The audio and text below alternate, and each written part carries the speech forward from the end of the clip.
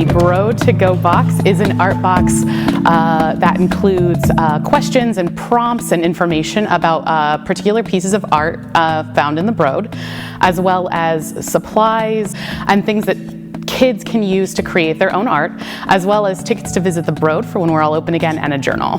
Librarians on my team are making story times and craft programs that will help extend the learning experience that you'll have with your box and give you some inspiration and techniques that you can use to use the materials that you have at home. At each of our virtual programs, you'll be able to communicate with the librarians.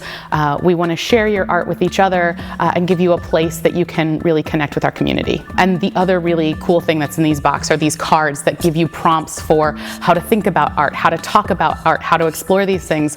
We know that families right now are looking for ways to extend the educational experience, and that art education may be something that's really suffered during the pandemic. So having that material at hand is really important, but also just this opportunity to connect, we think is a great experience to learn more about the Broad and learn more about the library.